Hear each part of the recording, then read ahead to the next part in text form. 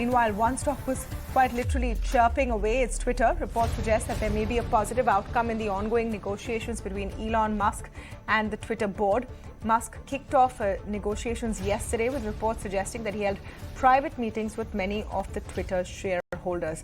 The meeting comes days after Musk revealed his financing plan for the unsolicited bid, which includes backing from Morgan Stanley and other financial institutions. Remember, Musk made an offer to buy out Twitter shares at $54.20. That's $54.20 per share. A bid of close to $43 billion is his final offer. So Twitter shares were up almost 4% thanks to this. But let's talk about what's happening in the US markets overall and whether we will see that kind of fear continuing. Remember, it was very choppy trade last week for Wall Street. Peter Cardillo is joining us for more. He's a chief market economist at Spartan Capital. Peter, great to have you back on ET Now. Hope you're doing well. What's the mood? What's the word on Wall Street this morning?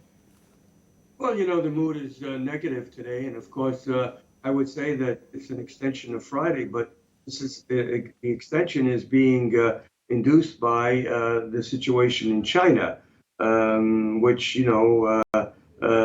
sent global markets lower right across the board. And not only equities, but if you look what's happening in the commodity markets, the metals are crashing, oil is sharply lower, agricultural also lower. So it's a fear factor, and that fear factor is, will the Chinese economy slow to a crawl?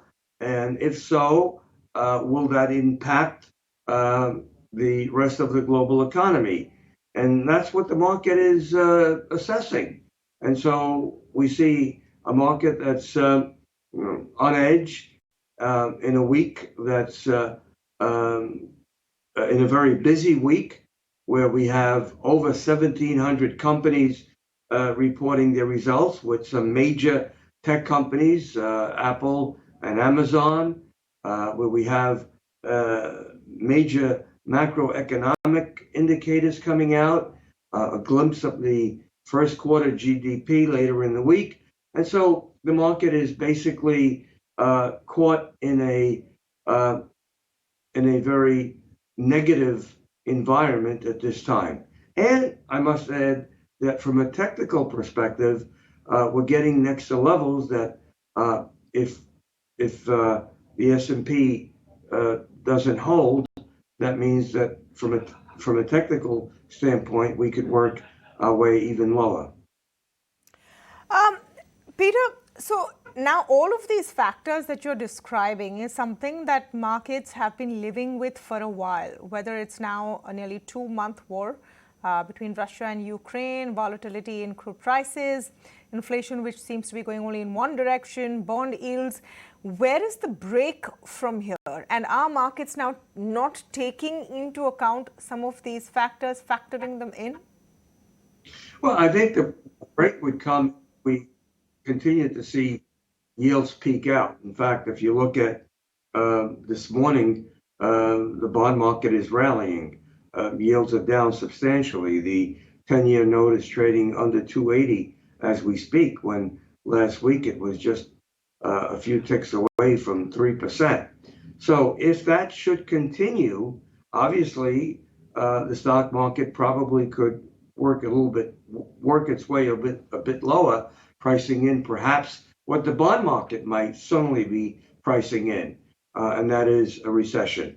And so if that happens, then obviously the Fed is caught in a very precarious situation, because normally when you head towards a recession, you don't have inflation that's continuing to grow.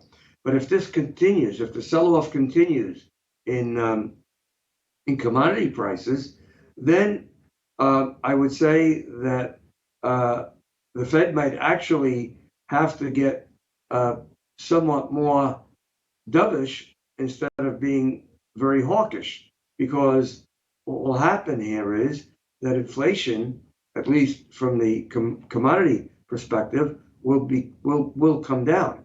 You have the gold, the metal markets are telling us that today. What is your take on the whole Twitter saga? Of course, we're waiting for that to happen, for an official announcement. But is there a lot of buzz about it? Is there a lot of excitement about it, apart from, of course, the Twitter stock? Well, I don't like to comment on individual stocks because I really can't, but I can tell you this, that the market seems to think that perhaps this offer is a serious one. Yep, definitely a serious one. And Elon Musk seems to have figured out a way to get the board on play as well. What is going to be the impact on the very popular social media site is the question. Thank you, as always, Peter, for joining us today. Thank you for having me.